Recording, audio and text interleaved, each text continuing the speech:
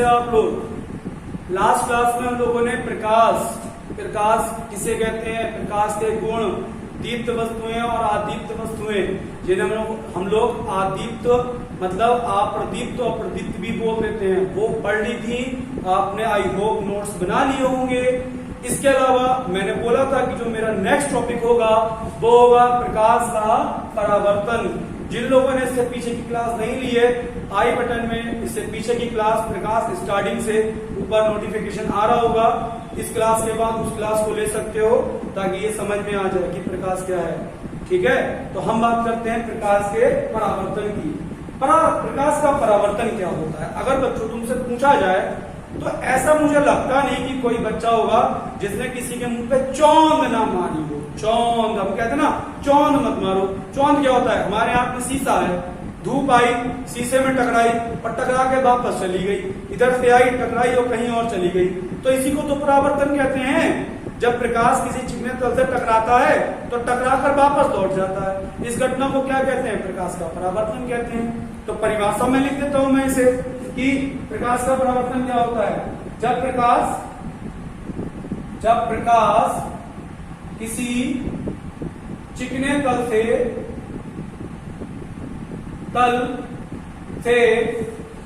टकराता है तो जिस माध्यम से आता है, जिस माध्यम मतलब अगर हवा में से आया तो हवा में वापस चला गया, तो जिस माध्यम से आता है उसी माध्यम में लौट जाता है, मतलब बाउंस बैक हो गया। मान लो इस बोर्ड पे प्रकाश पड़ा और पड़ने के बाद वापस चला गया, तो इस घटना को हम लोग क्या बोलेंगे? प्रकाश का परावर्तन। The bouncing back of light from a smooth surface.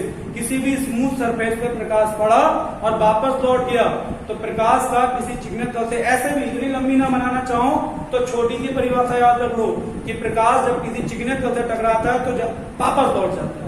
ठीक है, या प्रकाश का किसी चिकने तल से टकराकर वापस लौटना क्या कहलाता है? प्रकाश का परावर्तन कहलाता है। उसी माध्यम में लौट जाता है। इस घटना को प्रकाश का परावर्तन कहते हैं। ठीक है, यह एक अच्छी सी परिभाषा हो गई। छोटी सी परिभाषा मैंने आपको बता दी कि प्रकाश किसी चिकने तल से टकराकर वापस लौट जाए, इस घटना को प्रकाश का परावर्तन कहते हैं। तो मैं इसका चित्र बना देता हूं। मान लो ये मेरे हाथ में दर्पण हो गया, थोड़ा तिरछा बन गया दर्पण। मान लो ये मेरे हाथ में दर्पण हो गया, ठीक, दर्पण आपको दिख रहा है, नीचे मैंने पॉलिश किया, ऊपर वाला जो कलर वो चिकना है। अब इस पर प्रकाश पड़ा, मान लो मैंने तिरछा डाल दिया, ये प्रकाश की किरण होगी, प्रकाश किरण। तो ये टकराएगी और टकराने के बाद क्या हुई? दर्पण से टकराई और वापस लौट गई। तो इस घटना को हमने क्या बोल दिया? प्रकाश का परावर्तन। अब इसमें कुछ टेक्निक समझ लेते हैं, कुछ टर्म समझ लेते हैं क्या है। तो जो किरण आती है, प्रकाश से आने वाली किरण को हम लोग बोलते हैं आपतित किरण। क्या बोलूंगा मैं इसका नाम? प्रकाश की आपतित किरण। आपतित किरण। और जिस बिंदु पे ये प्रकाश टकराता है, दर्पण के जिस बिंदु पे प्रकाश टकराता है, इस बिंदु को हम लोग कहते हैं आपतन। जहां प्रकाश आके गिरा उसे कहते हैं आपतन बिंदु। मैंने कुछ नहीं किया है, बस ये लाइन खींच के दिखा दी, आपतन बिंदु। और जो प्रकाश लौट कर गया उसे हम बोलते हैं परावर्तन बना, तो परावर्तित प्रकाश। और आपतन बिंदु पर हम एक काम करते हैं, 90 का कोण बना लेते हैं। इस कोण को जो है ना, दर्पण ये 90 का कोण, इस लाइन को हम लोग बोलते हैं अभिलंब। क्या बोलते हैं? नीचे लिख देता हूं, अभिलंब।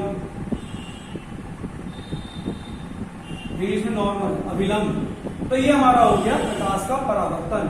अगर प्रकाश का परावर्तन एग्जाम में आएगा तो आपको परिभाषा लिखनी है कि जब प्रकाश किसी चिकने तल से टकराता है तो जिस माध्यम से आता है उसी माध्यम में वापस लौट जाता है। इस घटना को प्रकाश का परावर्तन, the bouncing back of light from a smooth surface, किसी तल से प्रकाश का टकराकर वापस लौटना, रिफ्लेक्शन ऑफ लाइट, प्रकाश का परावर्तन, रिफ्लेक्शन, लाइट का रिफ्लेक्शन कहलाता है। ठीक है, आने वाली किरण को बोलते हैं आपतित किरण, जाने वाली को बोलते हैं परावर्तित किरण, और दर्पण के जिस बिंदु पर प्रकाश पड़ता है उसे कहते हैं आपतन बिंदु।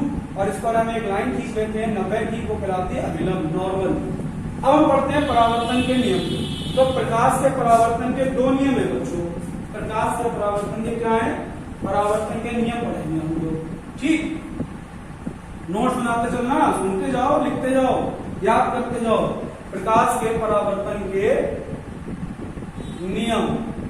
तो प्रकाश के परावर्तन के कितने नियम है? दो नियम है।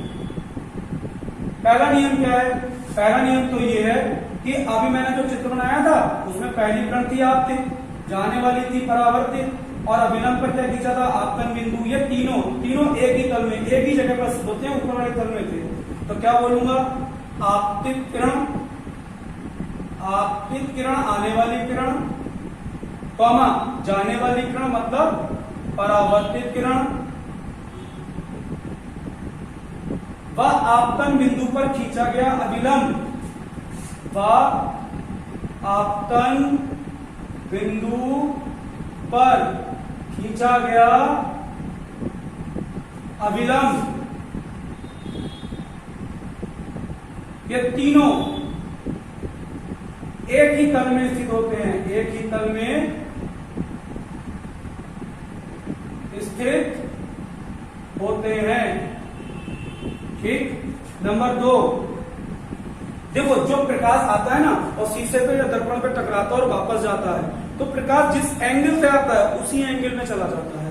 अगर मान लो ये प्रकाश 30 के एंगल पे आया तो 30 के एंगल से वापस जाएगा। तो इसका मतलब आने वाले इस कोण को, जो ये कोण है, इस कोण को हम लोग कहते हैं आई, और आने वाले को हम लोग कहते हैं आर। ये हमारा आपतन कोण है और ये हमारा परावर्तन कोण। तो दूसरा नियम क्या है कि आपतन कोण को मैंने क्या माना है? आई। ठीक, वह परावर्तन कोण कौन है? कोण आर। दोनों क्या होते हैं? दोनों बराबर होते हैं। इस बात का मतलब यह है कि प्रकाश जिस कोण पर आपतित हुआ है, प्रकाश जिस कोण से आया है, टकराने के बाद उसी कोण से वापस जाएगा। तो ये हमारे दो नियम हो गए कि आपतित किरण, परावर्तित किरण व आपतन बिंदु पर खींचा गया विलंब तीनों एक ही तल में स्थित होते हैं, और आपतन कोण सदैव परावर्तन कोण के बराबर होता है। तो इसके आप नोट्स बनाओ। अब हम लोग इसके नेक्स्ट क्लास में हम लोग पढ़ेंगे दर्पण, कि दर्पण किसे कहते हैं, कितने प्रकार के होते हैं, और दर्पण से संबंधित कुछ परिभाषाएं।